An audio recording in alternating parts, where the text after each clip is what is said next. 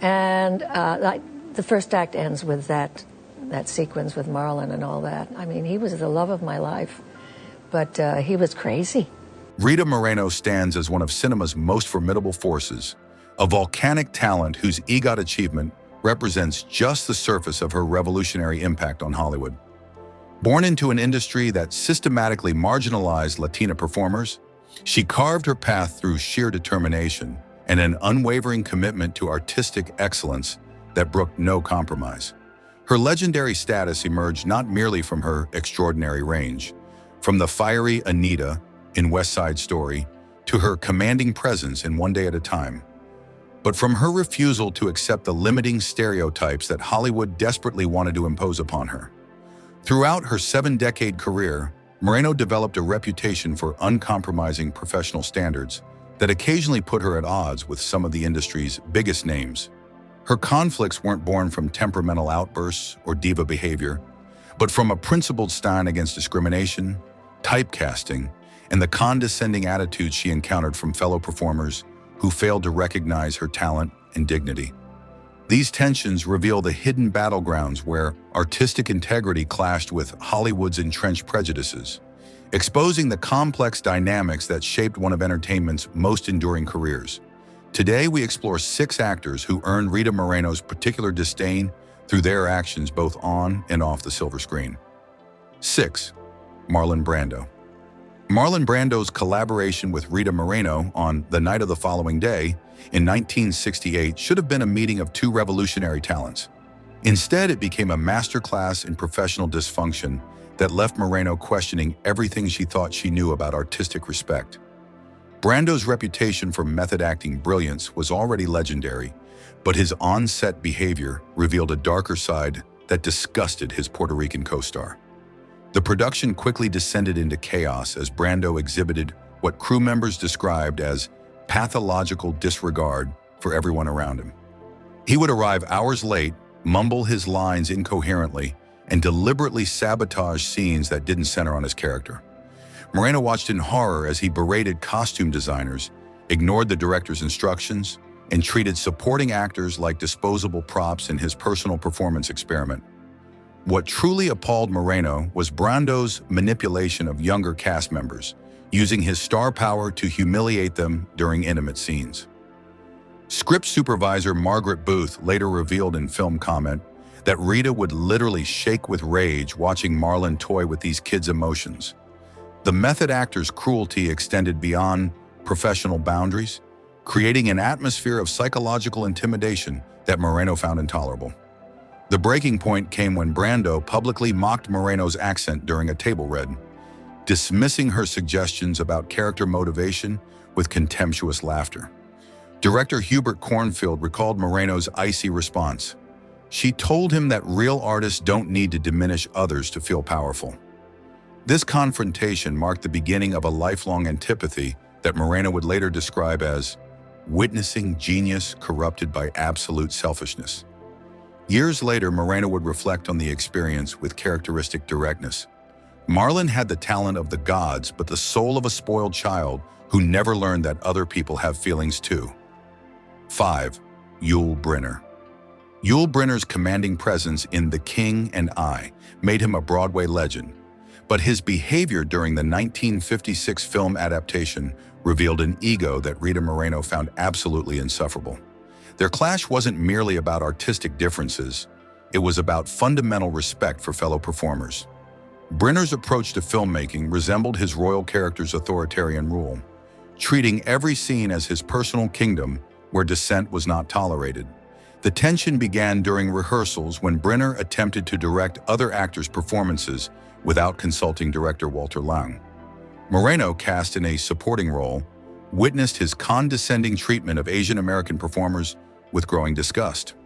Choreographer Jerome Robbins later told Variety that Yul acted like he owned everyone's performance, especially the women. Brynner's cultural insensitivity reached its peak during costume fittings when he made disparaging comments about authentic Asian dress, preferring Hollywood's romanticized versions. Moreno confronted him directly, pointing out the hypocrisy of a Russian-born actor dismissing cultural accuracy. His dismissive response, "The audience wants spectacle, not sociology, crystallized everything she despised about Hollywood's colonial mentality. The final straw came when Brynner publicly criticized Moreno's interpretation of her character during a press conference, suggesting she lacked the sophistication for period drama. Costume designer Irene Sharaff recalled Moreno's withering comeback. "Sophistication isn't about putting on airs. It's about respecting the craft and your colleagues." Moreno would later describe working with Brynner as watching someone confuse authority with artistry, dominance with talent. 4. George Chakiris. The backstage reality of West Side Story contained a shocking betrayal that Rita Moreno never forgot: her conflict with George Chakiris, the Greek-American actor portraying Bernardo. Their antagonism was particularly painful because both were fighting for authentic representation in an industry that routinely whitewashed Latino characters. Instead of solidarity, Moreno discovered a competitor who seemed willing to undermine her for personal advancement. Chakiris allegedly developed what choreographer Jerome Robbins described as a superiority complex during production, constantly criticizing Moreno's accent work and dance technique. His behavior became increasingly territorial, interrupting her rehearsals and offering unsolicited corrections to her performance choices. Assistant director Robert Wise recalled tensions so thick that you could cut them with a switchblade. The conflict intensified when Chakiris began lobbying for additional screen time, suggesting to producers that Moreno's Anita was too ethnic for mainstream audiences. This betrayal cut deeper than any studio executive's prejudice because it came from someone who understood the struggle for authentic representation. Moreno felt her fellow performer was perpetuating the very system that oppressed them both. Their animosity reached a crescendo during filming of America, where Chakiris' attempts to upstage Moreno became so obvious that director Robert Wise had to intervene. Sound engineer Gordon Sawyer later revealed that Moreno confronted Chakiris directly. She told him that selling out your own people for a better close-up was the lowest form of ambition. Moreno's final assessment was devastating. "George taught me that sometimes the most dangerous enemy is the one who looks like you but thinks like them." 3. Natalie Wood. Rita. Moreno's relationship with Natalie Wood during West Side Story embodied Hollywood's most troubling contradictions about representation and privilege. While Wood was undeniably talented and personally kind, her casting as Maria represented everything Moreno despised about the industry's casual racism. The conflict wasn't personal, it was philosophical, cultural, and ultimately heartbreaking for both women. Wood's genuine attempts to honor the Puerto Rican character through dialect coaching and cultural research only highlighted the absurdity of the situation. Moreno watched her colleagues struggle with an accent that came naturally to her, creating an uncomfortable dynamic where the authentic performer coached the substituted star. Dialect coach Elia Kazan noted the irony. Rita was teaching Natalie how to sound like what Rita actually was. The tension deepened when Wood, overwhelmed by the role's cultural weight, began seeking Moreno's approval for every performance choice. This well-intentioned dependence created a patronizing dynamic that Moreno found exhausting.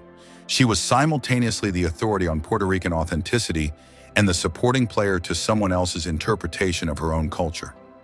Wood's privilege became most apparent during publicity tours, where she was celebrated as a crossover star, while Moreno was relegated to discussing ethnic authenticity. Producer Robert Wise later admitted that Natalie felt guilty about the whole situation, but that didn't change the fundamental injustice. Moreno's reflection captured the complexity. Natalie was a victim of the same system that victimized me, but she still got to be Maria, while I got to be grateful for Anita. Ricardo Montalban represented everything Rita Moreno fought against in Latino Hollywood: the safe, accommodating performer who never challenged the system's fundamental inequities. Their philosophical divide ran deeper than professional rivalry. It was a clash between revolution and assimilation that played out across decades of industry events and award ceremonies. Montalban's polished gentleman persona masked what Moreno saw as a dangerous acceptance of Hollywood's tokenism. The tension crystallized during negotiations for Moreno's guest appearance on Fantasy Island in the early 1980s. Montalban, as the show's star and producer, allegedly tried to minimize her role and reduce her fee, justifying it as maintaining the show's tone. Production assistant Maria Santos later revealed that Moreno's response was incendiary. She told him that being grateful for scraps wasn't the same as being successful. Their conflict represented competing visions for Latino representation in entertainment. Montalban believed in gradual acceptance through non-threatening performances, while Moreno demanded immediate recognition of full humanity and complexity. Industry insiders described their encounters at Hollywood gatherings as polite warfare, with each representing different strategies for survival in a hostile system. The breaking point came when Montalban publicly praised Hollywood's progress on diversity, while Moreno was simultaneously fighting discriminatory practices behind the scenes. Casting director Jane Jenkins recalled the aftermath. Rita felt betrayed by someone who should have been an ally, but chose to be a spokesperson for the status quo instead. Moreno's assessment was characteristically blunt. Ricardo chose to be Hollywood's favorite Latino instead of fighting to make sure we weren't their only Latino. 1. Robert Redford. Robert Redford topped Rita Moreno's list of despised colleagues not through malicious intent, but through the most infuriating form of Hollywood liberalism, patronizing benevolence wrapped in golden boy charm. Their collaboration on a later career project revealed how even well-meaning allies could perpetuate the very systems they claimed to oppose. Redford's approach to social justice through cinema struck Moreno as performative activism that ultimately served his own image more than genuine progress. The conflict emerged during script development when Redford consistently referred to Moreno as inspirational, rather than engaging with her creative suggestions as an equal collaborator. His tendency to speak about minority experiences rather than listening to minority voices created an atmosphere of condescension that Moreno found unbearable. Script coordinator David Webb later noted that Rita would visibly bristle every time Bob called her a treasure instead of treating her like a peer. Redford's blind spot became most apparent when he suggested changes to dialogue that would make Moreno's character more sympathetic to mainstream audiences. His inability to understand that authenticity didn't require palatability revealed the limits of his progressive politics. The actor's genuine belief in his own enlightenment made challenging his assumptions nearly impossible. The final confrontation occurred when Redford publicly credited himself with discovering Moreno's dramatic range, ignoring her decades of acclaimed performances. Producer Sidney Pollack recalled her devastating response. She reminded him that she was winning awards before he was even acting, and inspiration isn't something you discover, it's something you recognize. Moreno's ultimate verdict crystallized her frustration with liberal Hollywood. Bob represented the worst kind of ally, one who wants credit for supporting you without ever actually following your lead. Rita Moreno's conflicts with these actors illuminate Hollywood's complex power dynamics and the price of maintaining artistic integrity. Her willingness to confront discrimination, even from celebrated colleagues, transformed her from performer to pioneer. Subscribe for more untold stories of cinema's greatest battles and the legendary artists who refuse to compromise their principles.